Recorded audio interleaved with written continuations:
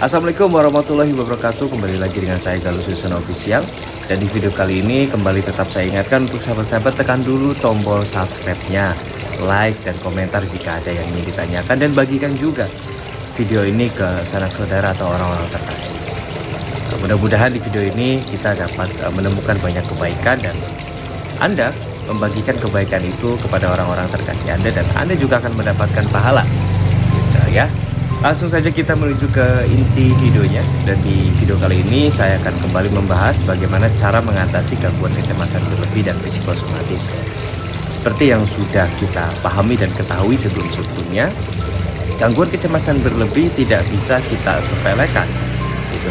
Kalau Anda sudah merasakan cemas, pikiran uring-uringan, dominan negatif, memikirkan hal-hal yang tidak masuk di akal gitu ya, seperti masa depan yang belum tentu terjadi dan hanya bisa kita usahakan dan rencanakan, namun Anda dominan memikirkan hal-hal yang negatifnya sampai-sampai Anda memiliki ketakutan yang berlebihan gitu ya. Itu gangguan yang tidak bisa kita sepelekan sampai mengganggu kehidupan kita, diri kita, aktivitas kita jadi banyak terganggu. Nah, oleh karena itu mulai hari ini kita yakinkan diri kita yakinkan pada diri kita sendiri bahwa kita ini mampu untuk bangkit, bahwa kita ini mampu untuk sehat kembali, normal kembali senormal-normalnya.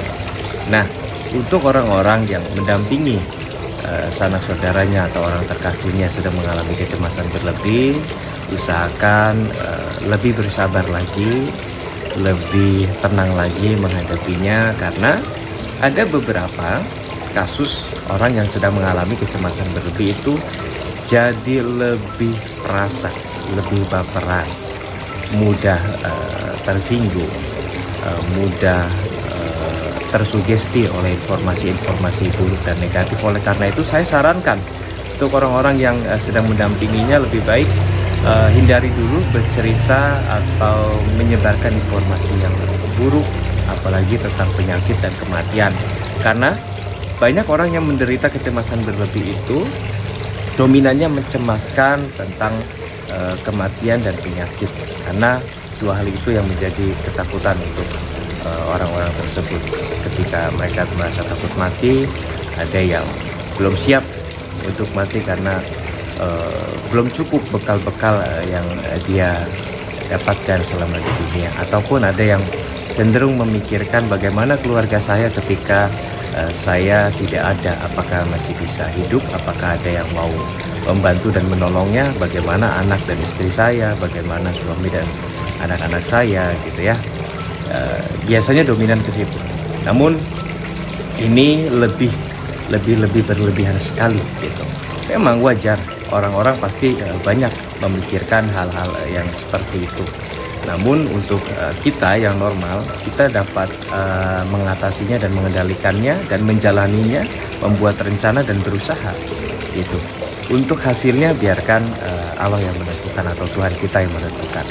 Nah, untuk orang-orang yang sedang mengalami kecemasan berlebih itu malah dominnya memikirkan hal-hal yang negatifnya.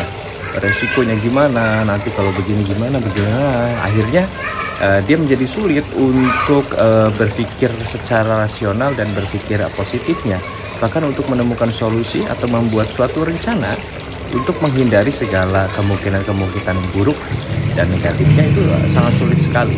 Oleh karena itu yakinkan untuk sahabat-sahabat yang sedang mengalami kecemasan berlebih, yakinkan mulai hari ini Anda dapat dan mampu untuk kembali sehat, normal lagi senormal-normalnya. Dan Andalah yang layak untuk mengontrol pikiran Anda sendiri, bukan orang lain. Saya sebagai hipnoterapis hanya membantu dan mengupayakan. Kesembuhan Anda yang menentukan dan Tuhan yang menentukan. Nah, untuk orang-orang yang sedang mendampinginya lebih bersabar lagi. Nah, ada tips untuk orang yang sedang mendampinginya ketika seseorang atau saudara kalian sedang mengalami kecemasan berlebih, lebih baik Anda sarankan untuk lekas berkonsultasi atau datangi orang-orang yang memang mengerti di bidang pikiran secara profesional agar ditangani dengan tepat dan baik sebelum menjadi lebih parah, sebelum menjadi gangguan yang sangat mengganggu sekali untuk dirinya, untuk pikirannya, untuk orang-orang sekitarnya juga bisa mengganggu gitu. Oleh karena itu saya sarankan lekaslah bawa sanak saudara Anda ke orang-orang yang memang mengerti di bidang pikiran agar dapat ditangani dengan cepat, dengan baik, agar dapat sehat kembali dan normal kembali. Tidak perlu takut, tidak perlu khawatir, karena kita semua selalu mendampingi, mendoakan, dan mengusahakan. Dan gangguan ini itu bisa disembuhkan, bisa dinormalkan kembali, bisa menjadi sehat kembali sesehat-sehatnya.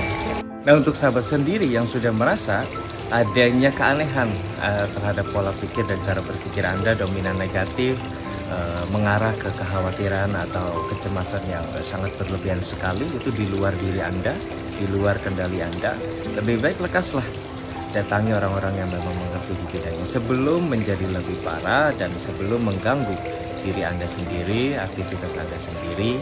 Saya teringat pepatah dari orang-orang di sekitar saya, lebih baik mencegah daripada mengobati. Oleh karena itu, lekaslah ketika Anda sudah merasa terganggu, ketika Anda sudah merasa ada yang aneh dengan diri Anda, lekaslah konsultasikan. Salam sehat dan sejahtera, bangkit, dan wassalamualaikum warahmatullahi wabarakatuh. Sehat kembali.